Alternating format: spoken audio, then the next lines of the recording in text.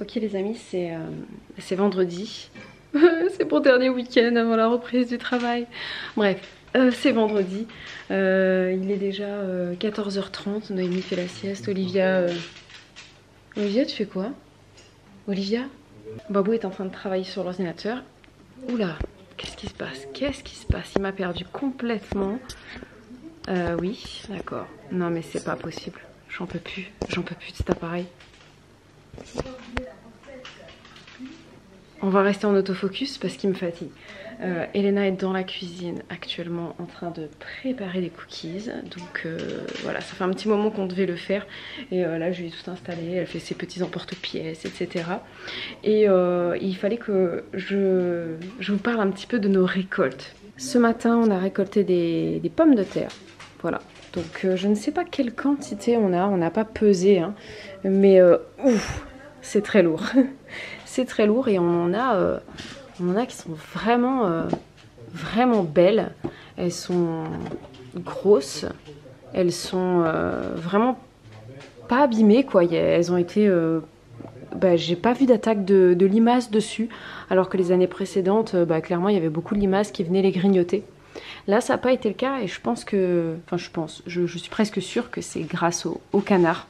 Et ça, ce sont des pommes de terre qu'on avait fait dans une zone, on les a juste posées par terre, recouvertes de tonte, de fumier et de foin, etc.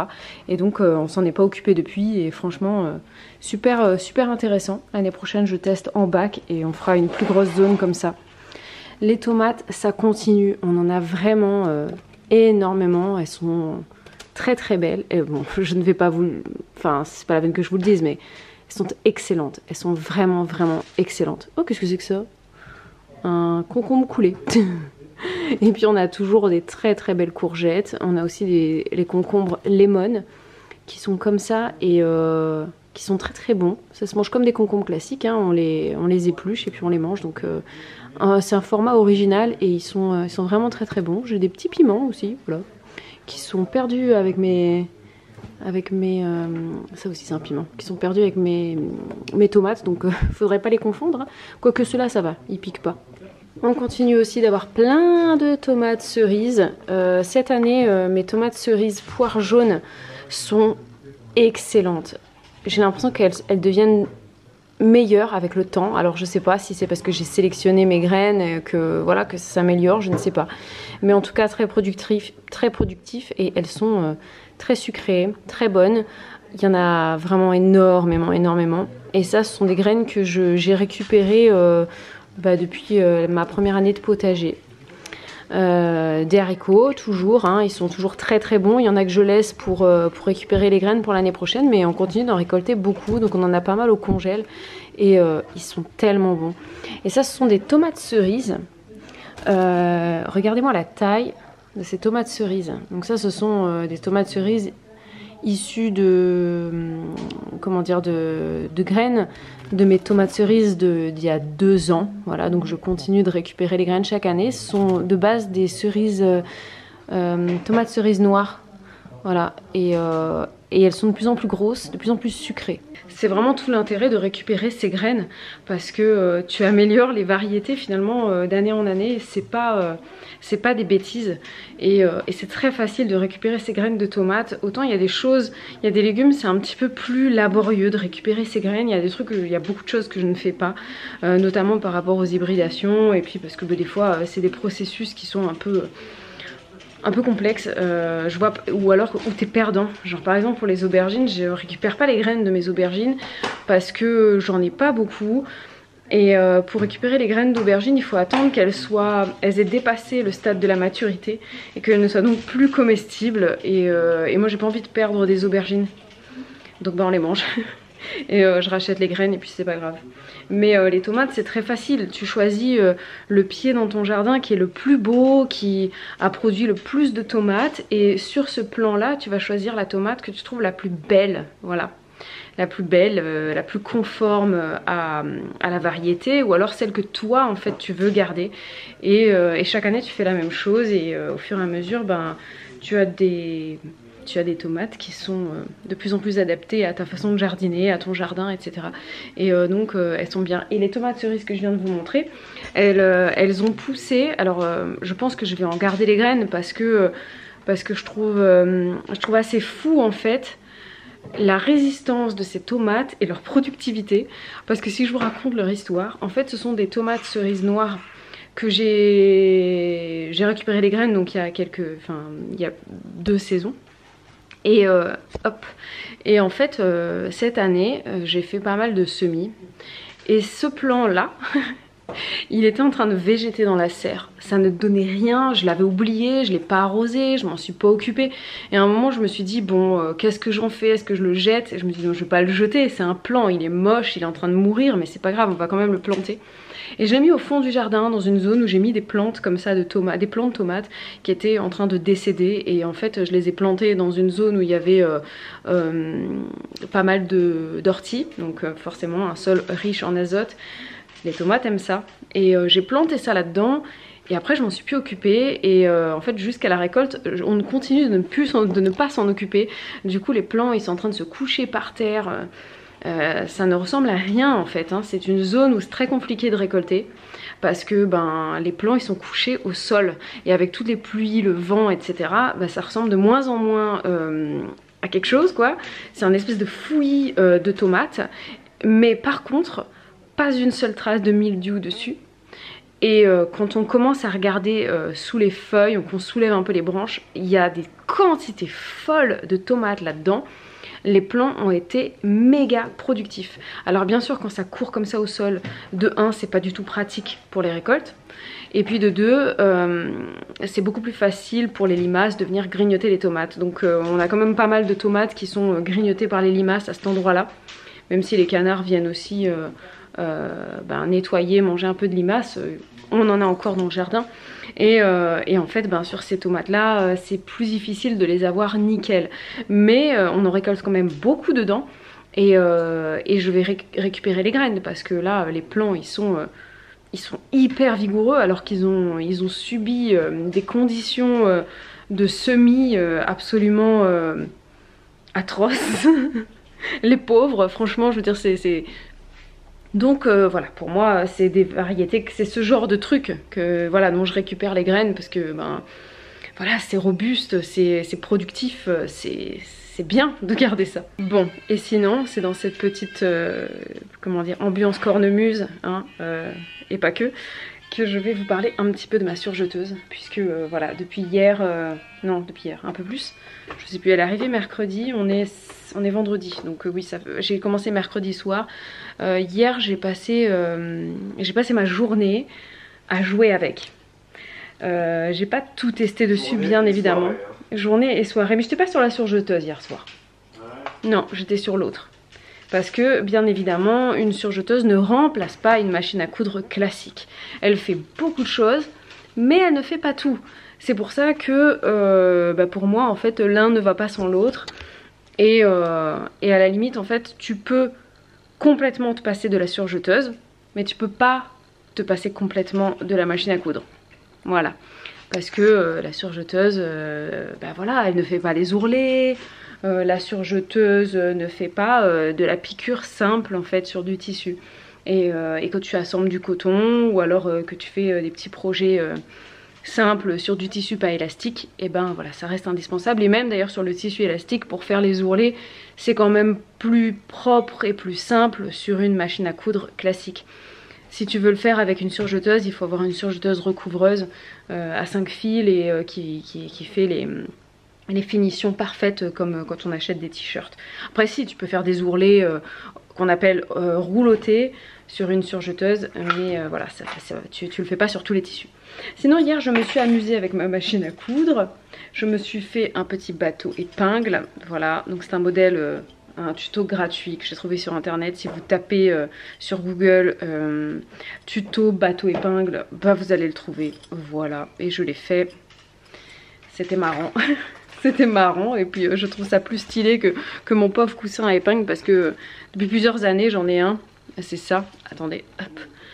C'est pas canon quoi, c'est très facile à faire, très rapide, je l'avais fait à l'arrache et ça me sert beaucoup, les enfants adorent jouer avec, mais bon, faut dire qu'il n'est pas aussi beau que le bateau. Par contre, à mon avis, il est quand même plus pratique que le bateau, parce que pour piquer comme ça dedans rapidement, le bateau avec sa forme comme ça, c'est moins, c'est plutôt pour l'esthétique qu'il est sympa. Voilà. Je voulais vous le montrer, mais en fait il est rangé et pour que ce soit plus parlant il aurait fallu qu'il soit porté. Mais j'ai fait un petit t-shirt manche longue à Olivia qui est plutôt pas mal, je suis contente. Donc je l'ai fait quasiment intégralement avec la surjeteuse et il est beau, hein, il est bien réussi. Je tâtonne encore beaucoup. Ce qui est compliqué pour moi, et en fait je m'en suis rendu compte qu'après, c'est la précision de la piqûre en fait. Quand tu couds sur une machine à coudre classique, c'est beaucoup plus facile, tu vois vraiment bien l'aiguille, où est-ce qu'elle se plante sur ton tissu. C'est très facile de la mettre dès le départ, de planter l'aiguille dans le tissu sur ta ligne de là où tu sais que tu veux coudre par rapport à ta marge de couture, alors que sur une surjeteuse en fait tu as le couteau qui vient buter et qui en fait je trouve que c'est beaucoup moins facile de démarrer une couture sur une surjeteuse en étant précis. Donc d'ailleurs si vous avez des astuces, n'hésitez pas à me les partager. J'ai regardé quelques tutos sur internet, j'ai pas forcément trouvé réponse parfaite à mes inquiétudes, mais c'est pas grave, je vais tâtonner. C'est vraiment ça que j'ai retenu en fait, c'est que chaque machine a ses petites façons d'être, si je puis dire, et en fait à force de faire tu finis par comprendre, et au fur et à mesure ça allait beaucoup mieux d'ailleurs au fur et à mesure que je cousais avec.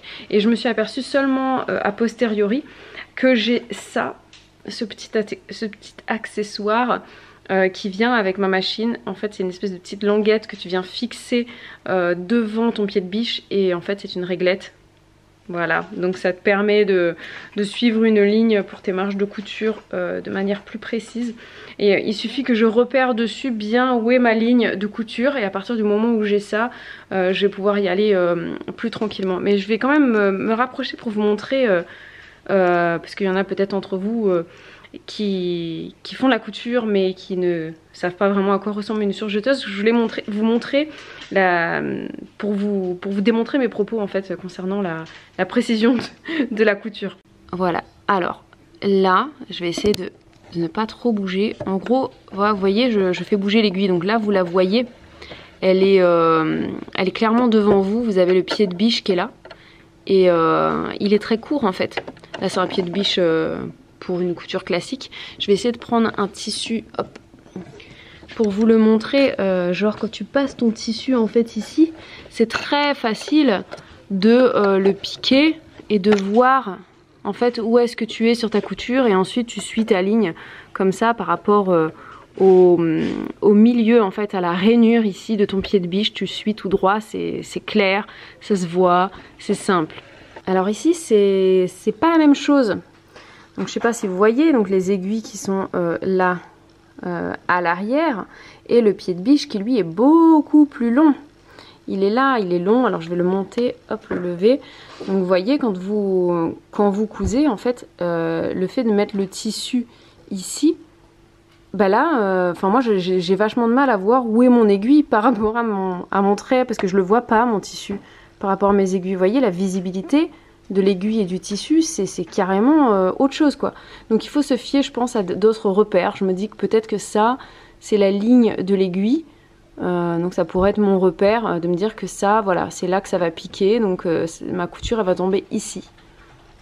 Mais c'est à force de faire qu'on finit par être meilleur, hein. Voilà, c'est en forgeant qu'on devient forgeron. Et mon dernier petit kiff que j'ai fait hier, c'est une banane. Alors en fait j'avais déjà une banane, donc j'ai récupéré la sangle. J'avais une banane qui était beaucoup trop petite en fait, que j'utilisais pour mettre mon téléphone et avoir le visio avec moi quand je partais dans le jardin. Sauf qu'en fait elle contenait... C'était très difficile de mettre mon téléphone dedans, donc je le mettais mais ça restait vraiment très très coincé, elle était beaucoup trop petite. Et je me suis dit tant qu'à faire, autant en faire une plus grande, et ça me permettra d'y mettre plus que mon téléphone. Je pourrais bah, mon téléphone sera à l'aise dedans, et puis je sais pas moi, mais je pourrais mettre un paquet de mouchoirs, quand mon nez coule dans le jardin, combien de fois ça m'est arrivé, ou bien même de l'emmener quand on part en balade. Là j'ai mes pinces qui sont là, c'est parce que je veux bien marquer le tissu, parce que c'est une matière, ça de base, c'est un rideau, voilà, un vieux rideau que j'ai récupéré en espèce de peau, en genre simili-daim, là, ou je sais pas, et à l'intérieur c'est un coton tout simple comme ça. Et donc je pense que je vais faire une surpiqûre ici pour bien finir le truc. Mais ben franchement je suis contente, c'est cool. Hey, salut tout le monde. Je voulais revenir moi sur un tout autre sujet. C'est toujours sans transition ici, hein. Un vlog 10 sujets. Je voulais revenir sur les petites piqûres qu'on avait et remercier du coup une abonnée qui s'appelle, son intitulé exact est le suivant, Lilith 9528, merci à toi, qui nous a dit que voilà, selon elle, les piqûres dont je vous parlais sont des piqûres d'Aouta ou d'Outa, ça s'écrit comme le mois d'août, A-T, donc A-O-T. UTAT. Voilà, ce sont des petits acariens rouges qui sont présents, je suis allé vérifier sur d'autres sites internet, qui sont présents dans les jardins. Donc ça fait des toutes petites piqûres vraiment isolées, généralement dans les zones humides, donc le pli du coude, sous le bras, toute la zone de l'aine, etc. Des fois sur les pieds, sur les mains, voilà, dans les plis de cou, pourquoi pas, voilà. Bref, vous avez compris l'idée. Et je vais vous mettre une petite photo si j'y pense au montage. Pense à mettre la photo au montage s'il te plaît, je parle à moi-même. En tapant piqûre d'Aouat sur Google, voilà, tu trouveras une photo, c'est la deuxième photo, voilà, je me fais un petit mémo. Et c'est clairement ça, c'est une toute petite piqûre rouge avec une espèce de mini petite poche. On dirait une petite goutte d'eau transparente ou un petit peu jaunâtre. Voilà, et donc ça c'est pas des trucs qui sont dans les lits, c'est des petits acariens rouges, des petites larves qui sont dans les jardins, tout simplement. Donc, et qui sont présents généralement de fin août à début de l'automne. Voilà, c'est pour ça qu'on les appelle les Aouta, voilà, parce que c'est mois d'août, j'imagine. Donc, si vous avez ça, écoutez, ne faites pas comme Lilithu m'a fait rire dans son commentaire. Lilithu, elle a dit moi j'avais acheté un appareil vapeur, j'ai détapissé carrément, elle a carrément détapissé son sommier en pensant tuer tout le monde. Elle a également traité toute sa chambre, les lattes de bois, les plinthes, etc. Elle a tout traité et en fait ça servait à rien de faire tout ça parce que ce sont des petits êtres vivants qui se trouvent dans vos jardins. Voilà, donc si on est trop touché par ce type de piqûre, on peut également mettre une pommade antihistaminique. Et Bibou me dit c'est peut-être pour ça que je suis moins piqué que toi et que les filles, enfin c'est Elena qui est piquée aussi un petit peu, parce que moi je suis sous antihistaminique, je suis sous Aerius pour ses allergies. Effectivement Bibou elle a des cachets d'Aerius, donc oui peut-être que c'est ça qui fait que Bibou a moins de boutons. T'en as eu un? Non, deux? Ouais, deux boutons t'as eu toi, hein? Ouais, deux petits, ouais, moi j'en ai eu 3 ou 4 qui m'ont pas mal gratté. Et Lena, elle en a 5 ou 6 quand même, voilà, mais c'est pas ultra gênant. Mais voilà, c'est juste pour vous dire que les piqûres qu'on a, c'est pas toujours dans la literie. Voilà, donc merci à toi. Ah tiens, j'en profite pour enchaîner et pour envoyer tout mon soutien à tous les abonnés qui ont mis un commentaire en disant moi je suis pas trop piqué par les araignées ou par ci ou ça, moi c'est les moustiques, je me fais tuer, à chaque été c'est horrible. Écoutez, j'ai envie de vous dire courage à vous. Nous, en tant que Réunionnais, c'est vrai qu'on n'est pas trop touché par les piqûres de moustiques. Parce que voilà, notre peau s'était habituée avant. Mais depuis qu'on est en métropole, on se refait piquer quand même. Mais c'est vrai que pour un métropolitain qui a jamais connu vraiment les moustiques, faut dire ce qui est. Vous connaissez pas les moustiques. Les moustiques, c'est récent, entre guillemets, en métropole. Il y en a de plus en plus. Hein, mais l'être humain de métropole, d'Europe, n'est pas habitué, la peau n'est pas habituée, voilà. Mais vous en faites pas, ça va se faire petit à petit, sauf si vous êtes allergique, hein. Si vous êtes allergique, voilà, c'est mort pour vous, ça va être la catastrophe, votre vie est finie, non je déconne, mais oui, courage à vous, force à vous, parce que c'est pas facile. Mais si juste vous êtes mangé par les moustiques et que vous avez des centaines de piqûres, ça ne veut pas forcément dire que vous êtes allergique. Moi, je peux vous dire que là, tous les Réunionnais, tous les Antillais, vous pouvez commenter. Quand on voit des touristes arriver dans les îles, ils arrivent, les mecs, ils sont là. Au bout de 2 jours, ils se mettent sur la plage, ils sont rouges écrevisses, carbonisés, comme dans le sud de la France, et ils sont mangés par les moustiques. Parce que quand tu vas, vous le voyez aussi à Koh Lanta des fois, on a eu des cas de candidats de Koh Lanta bouffés par les moustiques, c'est quand même assez hallucinant, vraiment, ça fait peur. Mais moi, ce que je me dis, c'est que ça va aller en s'arrangeant, parce qu'il y aura de plus en plus de moustiques, que l'être humain d'Europe va se muter, on mute tous les jours, hein. Le corps humain s'adapte à énormément de choses, on est quand même assez balèze. Donc, vous en faites pas, votre peau va s'habituer à un moment donné. Ça sera peut-être pas l'année prochaine, peut-être pas dans 5 ans, mais peut-être que dans 10 ans, les moustiques, vous pourrez les regarder, vous les tapez comme ça, ils vont vous faire des petits boutons, mais vous en aurez pas des centaines et des centaines. Vous en aurez logiquement de moins en moins. Mais courage à vous, parce que c'est pas facile.